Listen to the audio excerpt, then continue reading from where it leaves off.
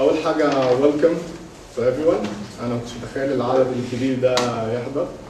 This is something that shows great potential. وإن إن شاء الله النهاردة is going to be a successful day for you and for us. يعني there has to be a mutual benefit after this. And if anyone feels that there is no benefit, he should stop us and say his remarks. تمام؟ أوكي. إيه بقى عشان الوقت. أول حاجة, this is the EMSA logo. How many of you know this logo? And most of you know this logo, right? What do you see in this logo? يعني أنا عايز حد يقول لي هو شايف إيه في اللوجو؟ شايف إيه يا طلال في اللوجو؟ أنا شايف طبعا بقول أنا شايف إمسا مكتوبة بس مش فاهمها. زي ما كلام الصورة إمسا مكتوبة إي بس أنا مش لا مفيش إمسا مكتوبة. صح؟ خلينا نركز على الصور هنا. They say a picture is worth 1,000 words. So let's forget about the words, and my whole presentation is pictures, so it's not gonna be that boring. Okay, I'm gonna work from here. طيب اللوجو زي ما انتم شايفين ابو الهول سفنكس وعلامة السنيك بس دوس رايت اوكي وعلامة السنيك around the rod. السنيك around the rod دي بنشوفها في الميديسن كتير صح؟ حد عارف ليه بنشوفها في الميديسن كتير؟ We'll get to that later. I'm sorry. Next one. Okay, ده سفنكس. سفنكس المفروض ان هو رمز مصر. السنيك around the rod هو رمز ال IFMSA International عامة. فاحنا جبنا ال IFMSA International وحطينا السفنكس which represent us. Next. This is the IFMSA logo. Basically we got sphinx هنا فوق which is good. So yeah. حد بقى يقول لي السنيك ده ليه بنستخدمه؟ نقول لكم medical students هنا. How many medical students are here? Hands. How many medical students? طيب يعني over 90%.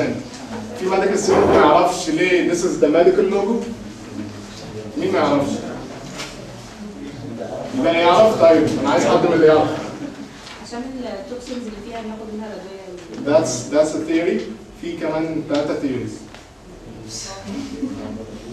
Ancient Egyptian logo. نعم. Ancient Egyptian two snakes that made the bus. هو it's ancient بس من Egyptian. This is Greek. في إله للميديسن أو the god medicine god that used to heal people by just touching them. أنا أقول لكم اسمه معقد شوية. اسمه أسكليبيوس. تمام. Next. ده أسكليبيوس أهو شايفينه الرد؟ والسنيك around the rod. So we took this. Actually الجريك ليهم impact كبير لغاية دلوقتي يعني it's very good that they have this impact. So ادي الرod وادي السنيك around the rod. في 2 theories تانية. ميرام قالت إنه poison. Snakes, we take the poison from snakes and we use it in toxicology. So yeah, that's another theory. في theory تانية بتقول إن السنيك sheds its skin. فلو when it sheds its skin, this is a cycle of life. There are other supporting theory. في theory تالتة which I like the least, and snakes crawl on the ground. When it crawls on the ground, it to present a link between the upper world and the underworld, and هي نفسها bring death. It's a cycle, and medicine is somewhere between the upper world and the underworld, because it's like the barrier that you go through before you die. بعد الشر. Okay. Next. نرجع بقى للسفنكس.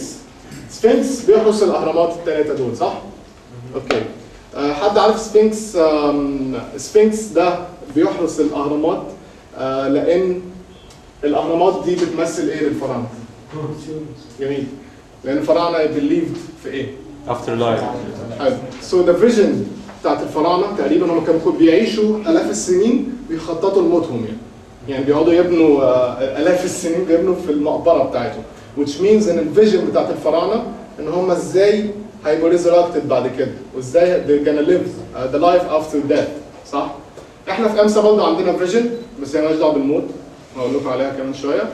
بس I wanna get to that point. انتوا عارفين الأهرامات دي ترتيبها ده ليه significance مهم؟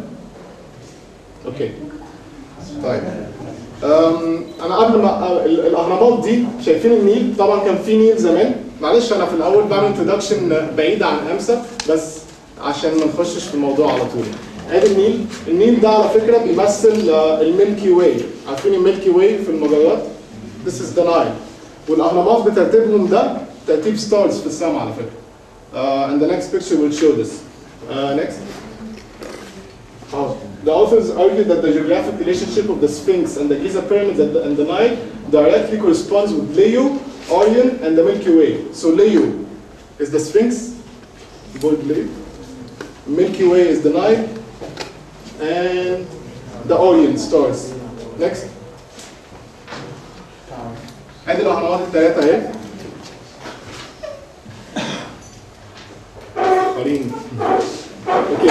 ادي الاهرامات الثلاثه اهي. ودول الثلاثه ستارز. انتوا عارفين انتوا قلتوا ان الاهرامات هي ايه؟ تومز، رايت؟ عشان مقبره مش كده؟ الثلاث نجوم دول اسمهم نجوم اوريون. اوريون جايه من اله اوريسس، ده اله الموت عند الفراعنه برضه. ودي المجره بتاعت النجوم بتاعته بنفس الترتيب في السماء. اوكي؟ نكست. فمعناه ان هم حاطينها بترتيب على الترتيب بتاعت الستارز بتاعت اله الموت. زيتا وابسلون اند دلتا. نكست. This is اله الموت Osiris. I think I've mispronounced his name. His green face, by the way, resembles the life after death. Okay, next. Okay, so الفراعنة كان الفيجن بتاعهم إن هم هيبقوا resurrected after death, right? عملوا كده إزاي؟ بميشن. الميشن كانت إن هم يبنوا الأهرامات الثلاثة. تمام؟ الميشن دي إزاي هيقدروا يعملوا لها support؟ بسفنكس. Sphinx protects the tombs. هنشوف resemblance between Farana and EMSA now, okay? So, let's get to the point. EMSA. EMSA طبعا is the only registered organization في مصر that represents medical students. كل ال NGOs التانية اللي بتمثل مصر هي بس NGOs يعني مش registered ومش legal. تمام؟ وادي رقم الإشارة لو حد حب يسأل علينا. Okay? So yeah, next. Okay, our vision عند العين. Next. Our vision is empowered medical professionals leading impact. So in EMSA, our vision is إن احنا empower the medical students عشان medical students دول later on they will lead impact في الانفايرمنت أو في الكوميونتي اللي احنا عايشين فيها. This is our vision. مش vision بتاعت الفراعنة بتاعت الموت. Okay. Next. Okay, so our mission. How do we get to that vision? Next. Okay. We get to that vision by providing the suitable atmosphere for the Egyptian healthcare students to create those activities and involvements that would prepare future physicians and healthcare workers with enough skills, competencies, and broad mind to reshape the future of this country. معناها ايه من الاخر عشان ما اقعدش نقرا ليترشر كتير؟ ان احنا we provide the atmosphere, we give you the needs, and we train you. أو we train each other. إحنا مش we don't claim that we know anything more than the other. بس إحنا بنحط كل medical students في environment واحد عشان you come up with something creative. والكود بتاع EMSA اتعملت عشان الكرياتيفيتي، عشان one idea لما تتعمل one idea to take you forward, a leap forward. You know how one idea ممكن تختصر عليك مشوار طويل قوي. This is EMSA, and we will see the examples قدام. Okay, I have to say this an announcement. أنا بعمل أول حاجة على EMSA لأن أنا عارف إن في ناس كتير ما تعرفش EMSA. في ناس كتير قاعدة سمعت الكلام ده قبل كده وزهقانة من EMSA، فمعلش استحملوني. Okay؟ تمام. Next. So this is the mission. Our Sphinx بقى are the values. Our Sphinx is the Sphinx that protect the vision. Is the values. إيه the values بتاعت EMSA؟ The values make sure that we're gonna be on the right way. وإن إحنا not gonna deviate. مش هيحصل corruption. مش هيحصل connections. I know this person and you know this person. You can get me in. والكلام اللي انتوا عارفينه ده كله. I'm sure كلنا we've suffered from this one way or another, right? So these are the values. They linking, sharing, inspiring, soaring. I'm not gonna read all of that, but when you get to EMSA, you're gonna get to know all these values better. Okay? And I'm just gonna point out to tolerance, number 10. حد عارف يعني ايه tolerance؟ من بره امسا، مش عارف حد من امسا يتكلم. لا يعني ايه tolerance؟ يعني زي ما بنتقبل الاخرين. تمام. يعني زي ما هم من غير. That's important. احنا في مصر عندنا الethnic groups والraces مش كتير. يعني احنا تقريبا 2 religions ولسه بنتخانق. تقريبا 2 races على قد ما افتكر، الاثيوبيانز او النوبه تحت black race and the white race the Caucasians، ويت بنزنق في بعض شويه صح؟ في دول تانية في حتت كتير لو مشيت في الشارع ولقيت اتنين زي بعض ممكن تعمل فرق. فشويه tolerance is something from my point of view, from my very humble point of view, and tolerance is something that we need to work on, and this is one of the core values في EMSA. Next. الحاج ده بقى he tolerated كتير قوي من زمان، من ايام بقى ما اتبنى، من ساعه ما اتبنى هو it's all about tolerance. وفي حاجه احنا مش tolerate about him زي ما هو he tolerated this، ان في نظريه بتقول ان الريشال فيشز بتاعته احتمال تبقى فيشز بتاعت بلاك، يعني احتمال يبقى اور اون ايكون بتاع مصر كلها ماشي اللي احنا ماشيين بيه من زمان يطلع اثيوبيان او اثيوبيان كاركترستكس. ولو شفتوا انت الساوث في السودان وفي الحته دي وفي النوبه which was the civilization بتاعت الفراعنه الاقصر واسوان فيها بلاك رايت؟ majority of black. احتمال بقى اللي عندنا في الجيزه ده اصلا he's black. This was never confirmed by the way عشان نابليون، بيقولوا نابليون ضرب له صاروخ حاجه كده يعني، وبيقولوا الويذر والحاجات اللي حصلت كسرت الوش، فمحدش هيقدر يتاكد من المعلومه دي، وكويس ان هم مش هيقدروا يتاكدوا من المعلومه دي عشان محدش يفتخر بنفسه ونقعد نتخانق مع بعض، نسيبها عايمه كده احسن عشان نتقبل بعض في الاخر. اوكي؟ نكست. اوكي.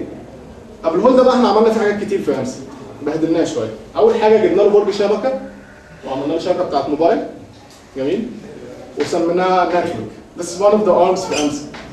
It handles the network والcommunication between EMSA وdevelops الناس اللي عندهم IT skills عايزين يبقوا involved بعد كده ب IT skills.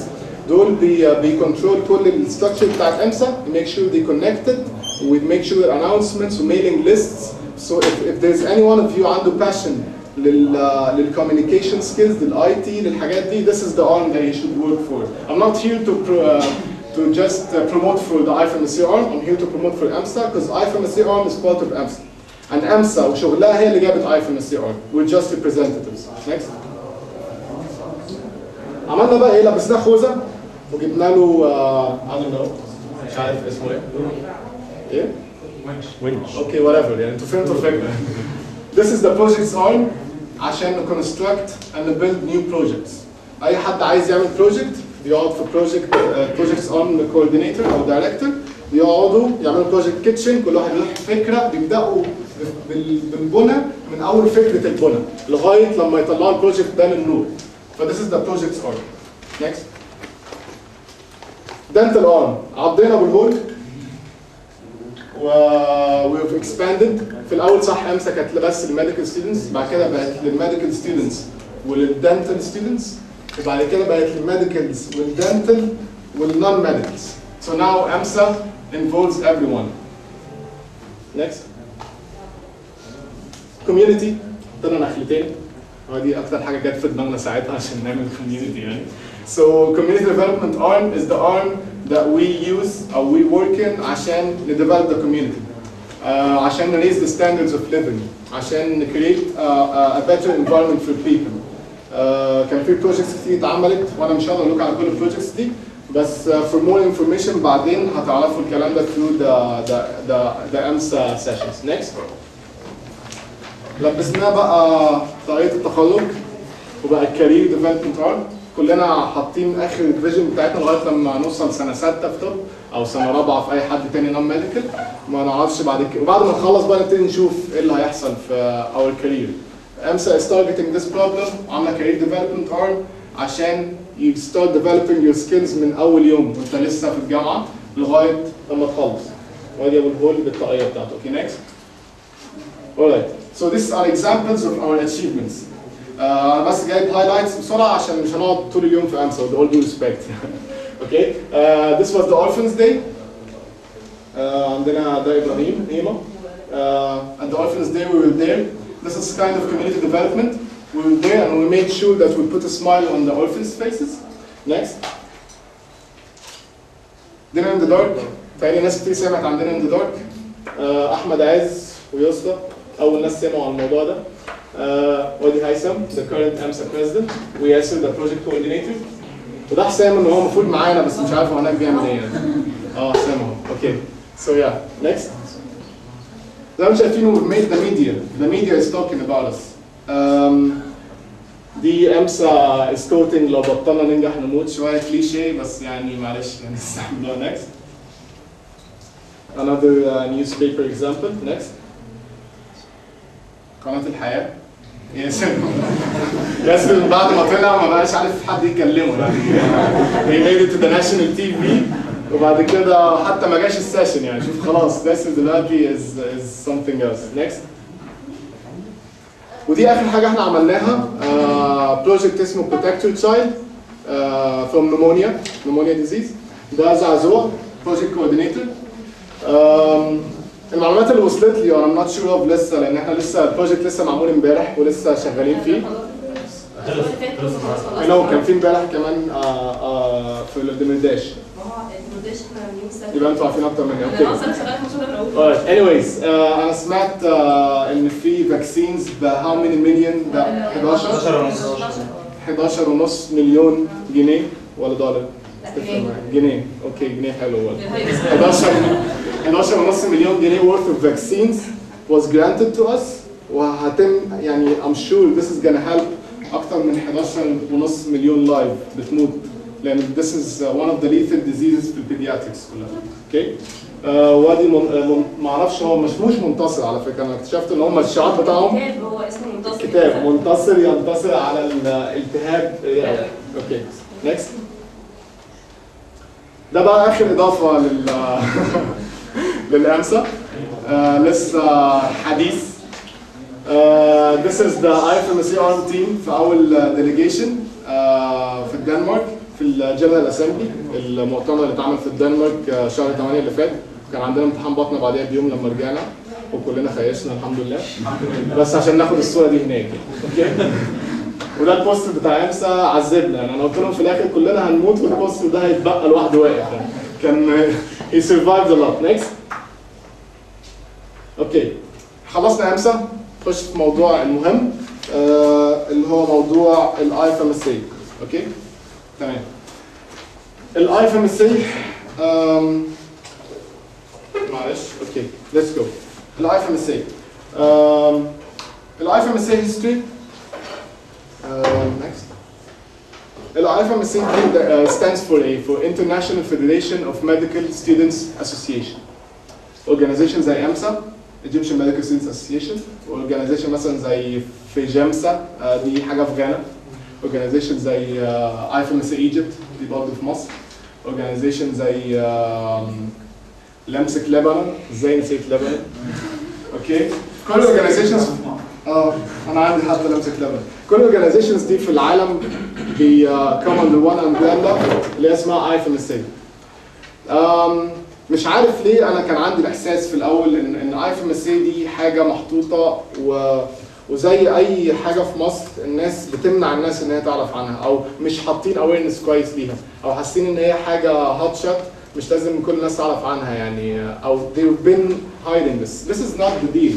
العالم كله الناس كلها knows about IFMSA, they work with the IFMSA ومستفيدين من كل الديتيلز بتاعت IFMSA, وانا بتهيألي ان احنا كلنا لازم نستفيد منها, وان future orientation events لازم تتعمل عشان الناس كلها تعرف. Anyways, it was founded in 1951, يعني over 50 years now. Recognized by WHO, WMA, World Medical Association. دي حاجة زي ال IFMSA بس مش للستودنتس, للphysicians. When you graduate, you join them, okay? And the United Nations. ودلوقتي في يونسكو و they work with the whole ال NGOs الانترناشونال اللي انتوا عارفينها دي, okay? عندنا exchanges أو عندهم exchanges. ودي الحاجة الوحيدة اللي بتلفت انتباهنا في مصر. دي أقل حاجة بتلفت انتباه الناس في العالم كله. يمكن عشان احنا بنحب السفر. They discuss global health topics اليوروب كلهم around this point. يوروب ما يهمهمش غير ازاي advocate an idea, advocate a cause, defend a cause. ما يتعاملوش مع ادويه، مع شركات ادويه عشان بيستغلوا الناس، عاملين الحاجات دي قويه جدا يعني، وما عندهمش اكسشينج خالص. احنا في مصر عندنا اكسشينج وسايبين كل ريجن من غير اي قضايا مهمه يعني. اوكي؟ and much more. Let's find out what's the much more. Next. الاي اف ام اس ليها ميشن، زي ما امسا كانت ليها ميشن، زي ما الفراعنه كان ليهم ميشن. انت تسمعوا ميشن وفيجن والكلام البيزنس الممل ده كتير. الميشن is to offer future physicians. على فكره الميشن is more or less the same as the mission of EMSA. بس EMSA is doing this on the national level. IFMSA اللي بتعمله انه بتجمع كل الاورجنايزيشنز وتديهم بقى environmental universal. يعني احنا في EMSA بنجمع كل الناس من كل المحافظات عشان نديهم الانفايرمنت جوه مصر.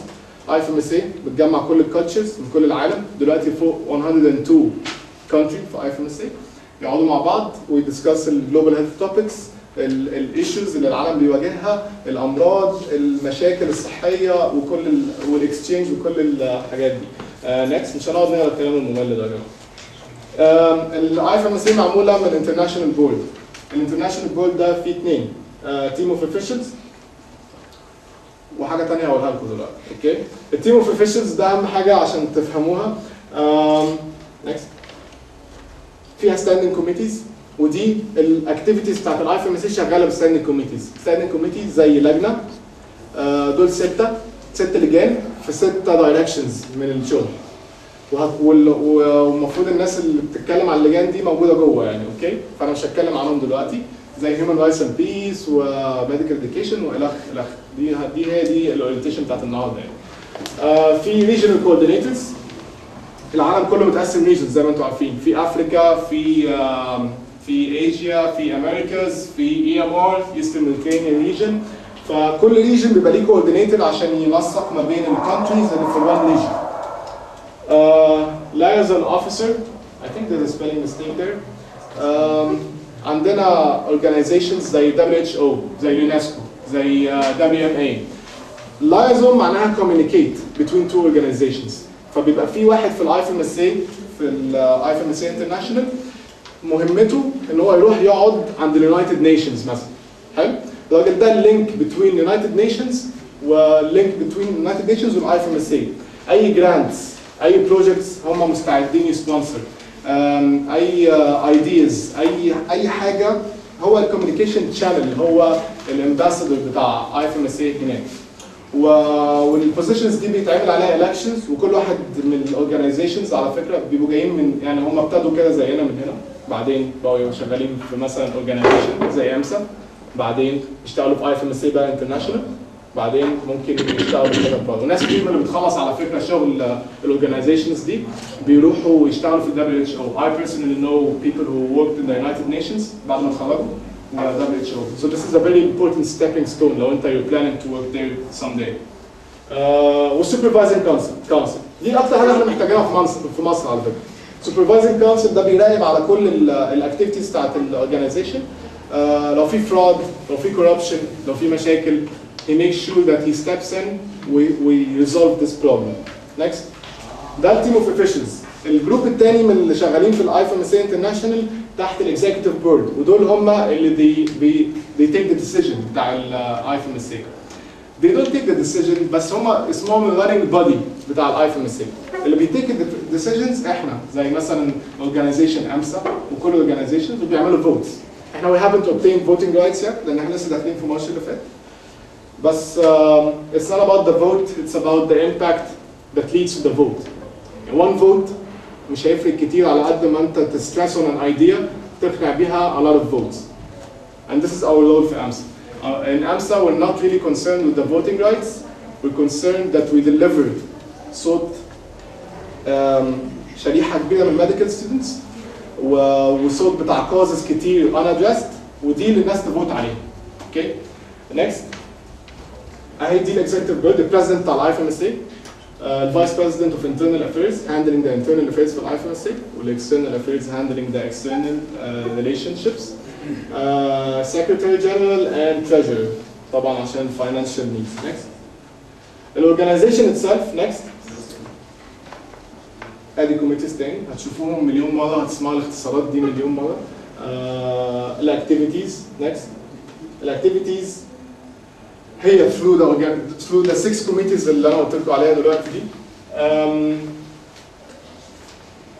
This is more or less public health, medical education, reproductive health. ال IFMSA بتorganize workshops, seminars, projects في كل القضايا اللي في الدايركشنز دي عشان بعد كده الناس تديفلوب النيدز في كل الحتت دي. Next.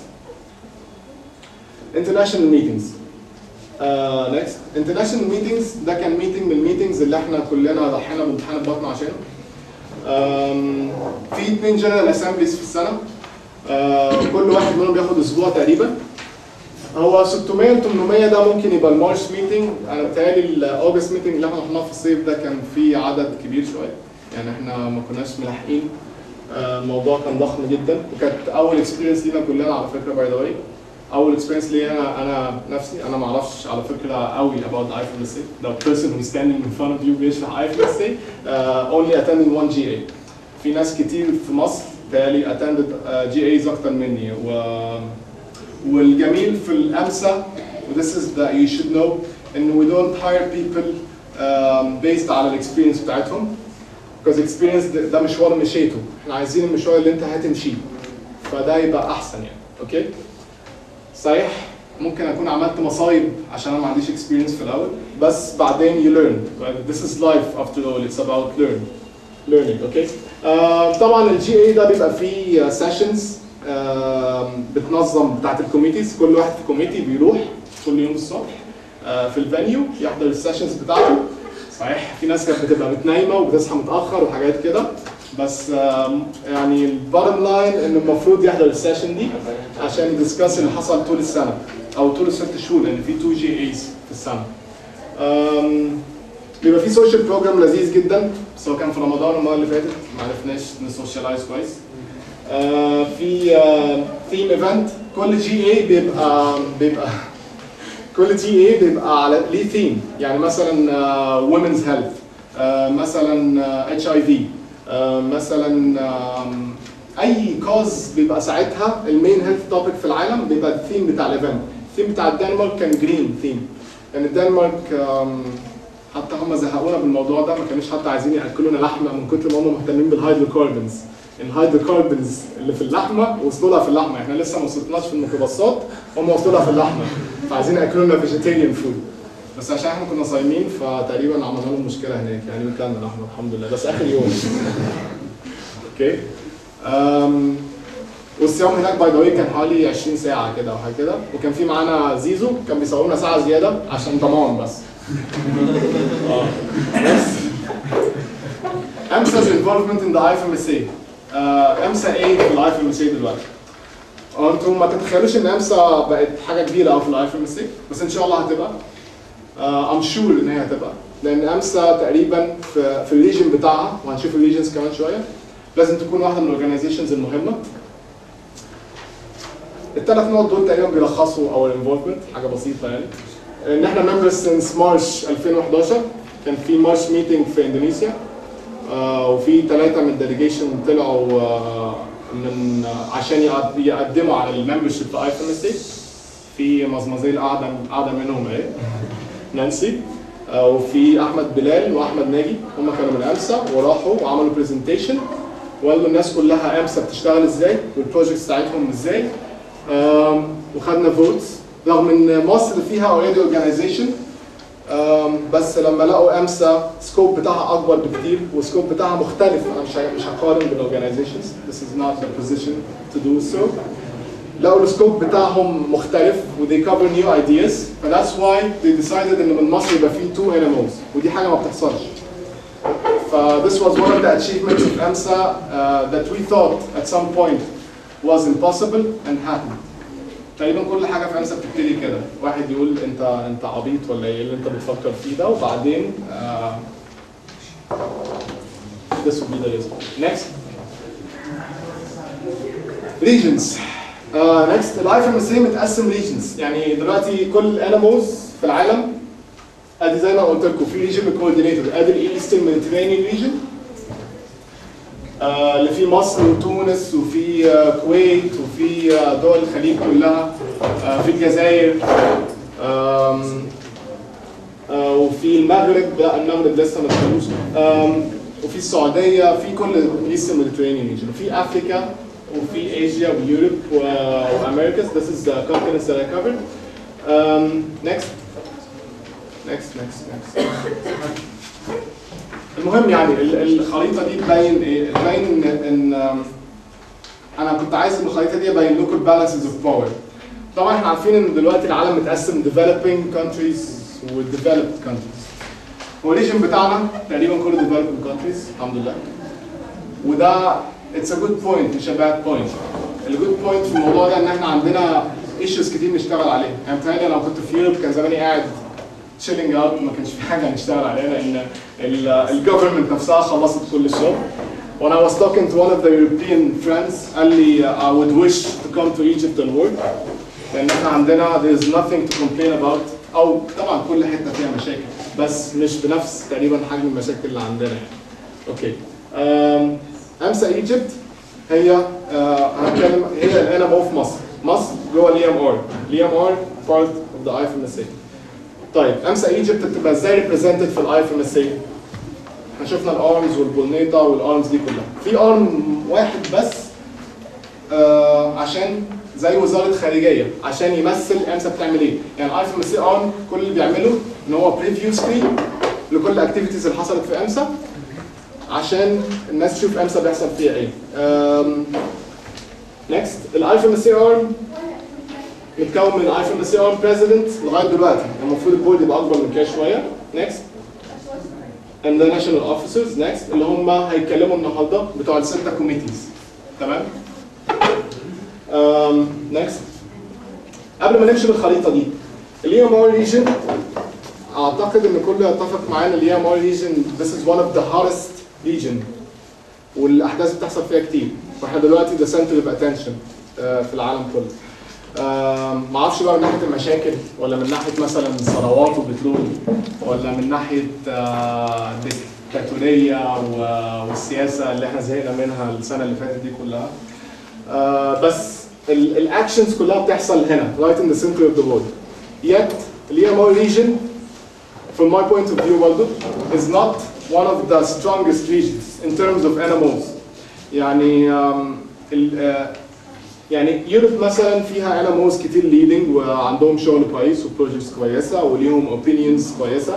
اللي هي احنا ما بنسمعش، يعني الدنيا ساكته قوي عندنا، احنا نايمين كده يعني.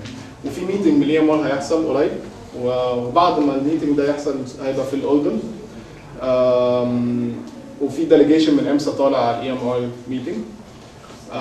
I'm gonna discuss this point هناك ان شاء الله about the EMR region and its role in the future. ازاي هنبقى center of attention of the whole world واكتر region محتاج شغل yet اقل region احنا بنشتغل فيه. However, I can't forget لمسك لبنان again. معلش يا جماعه بس لمسك لبنان. From my point of view هم they're very advanced. هم حتى leading the European NMOs. كتير منهم في الاستراكشر بتاعت الاي اف ام اس اي انترناشونال. واحد منهم كان بريزيدنت الاي اف ام اس اي انترناشونال قبل كده، وكان فايس بريزيدنت في الترم اللي فات ده كانت برضه من لبنان. لبنان they're multilingual. This is what we're encouraging هنا بقى في EMSA. learn languages, learn life skills. نطلع بقى من البوتقه اللي احنا فيها دي، يعني احنا حاطين رمينا ورا ملازم ميكي ماوس وورا كتب، وفي الاخر الموضوع كله ما بيبقاش على الكتب دي، وانا نقصت درجه والدكتور نقصني درجتين عشان ما قلتش. الدنيا على فكره اكبر من كده بكتير، ولو حد منكم هيسافر الجي ان شاء الله هيشوف ان الدنيا مالهاش علاقه باللي احنا بنعمله. عشان كده احنا ما فكرناش مرتين قبل ما نسافر ونضحي بامتحان بطنه يعني. ف مهم جدا ان مصر يبقى لها ليدنج رول. لو احنا مصر مالهاش ليدنج رول دلوقتي في العالم السياسي لمده 30 سنه، let's do it في العالم الشادو ليها، الاورجنايزيشنز، السكيلز. والمشكله ان العقول والناس الكويسه في مصر اللي بتتكلم في العالم كله بتتكلم باسم بلاد ثانيه. يعني بيبقوا مثلا واخدين جنسيات، فبيبقى ده مثلا ايجيبشن امريكان احمد زويل مثلا. يا اما بيتكلموا بطريقه جلوبال، ما بيتكلموش بطريقه يعني ان هم they belong to the humanity, they don't belong to Egypt. عايزين حد بقى يطلع belong to Egypt ويبروموت Egypt. الموضوع ده مش هتحسه، احنا طول ما احنا قاعدين مع بعض في مصر كده بنتخانق مع بعض وقاعدين سلفيه واخوانيه والكلام ده، قاعدين مش حاسين بالايدنتيتي بتاعتنا. بس لما تسافر وتروح GA وتلاقي 1000 ستودنت من كل حته في العالم ومحدش بيتكلم اللغه بتاعتك ومحدش فاهم الكالتشر بتاعتك، هتتمسك بالايدنتيتي بتاعتك كويس جدا. هتعرف ساعتها ان الايدنتيتي بتاعتك مهمه، هتعرف ان احنا مش المفروض نقلدهم في كل حاجه، المفروض يبقى احنا لينا اور اون لايف ستايل، المفروض ان احنا يبقى لينا اور اون ايدنتيتي. احنا هناك لما كنا في الدنمارك اول يوم كل واحد عامل نفسه مع نفسه وما كناش على فكره ما كناش كلوز قوي. تاني يوم كنا كلنا قاعدين مع بعض ماسكين بعض قلقانين، لان كلها كانت اكسبيرينس جديده لينا كلنا. بس لما حطينا في بريشر من حتت بره عرفنا يعني ايه احنا وي هاف ان ايدنتيتي، ولقيت الناس كلها بتغير باك جراوند تحط امسا ايجيبت، كلهم فرحانين باللغه اهو دلوقتي. يعني الباك جراوند بتاعت اللابتوبس، الباك جراوند بتاعت الموبايل فونز، التيشيرتات، تيشيرت امسا لبسوه لغايه لما عفن. يعني قلت لهم يا جماعه اهو البسوا لبس عادي خلاص، يعني خلينا بقى نشوف، يعني مش لازم الناس تشم ريحتنا يعني. بس دي الدرجه اللي وصلنا لها هناك. انا اول مره ابقى وطني جدا بهذه الديجري، يعني انا ممكن ابقى وطني بس ما وصلتش للديجري دي غير لما اتحطيت في بول واسع ممكن ما حدش ياخد باله منك اصلا، يعني ممكن ما حدش ياخد باله ان حد جه من مصر. يعني وكل الديليجيشن كان ليه دور كبير قوي ان هو يوصل اسم مصر ويوصل اسم امسا ويوصل الفورم اللي عليها الميديكال ستودنتس في مصر. نكست. IFMSA-Arm ده اللوجو بتاع IFMSA-Arm، اخر لوجو هنشرحه. برضه الاسطمبه الثابته ابو الهول، السنيك اراوند ذا راد. دي حاجات في البرزنتيشن مش هتبقى موجوده في اللوجو، النقط الزرقاء دي. تمام. IFMSA-Arm زي ما قلت هو وزاره الخارجيه بتاعت امسا، وهو اللي بيريبريزنت امسا في اندر انترناشونال ليفل. تمام. دلوقتي انا هبطل رغي شويه وهنتكلم على الكوميتيز بقى، عشان الناس اللي قاعده وليها انترستس معينه في دايركشن معين they should know their starting point. وكل واحد معاه ورقه اخر السيشن، محدش يعمل فيها حاجه دلوقتي. اخر السيشن هيرتب البريفرنس بتاعته، بعد كده هيسلمها عشان نأسس بعد كده if you're gonna be futurely involved with the EMSA او IFMSA نبقى عارفين الناس توجهها ايه. هناخد بريك 10 دقايق عشان اللي عايز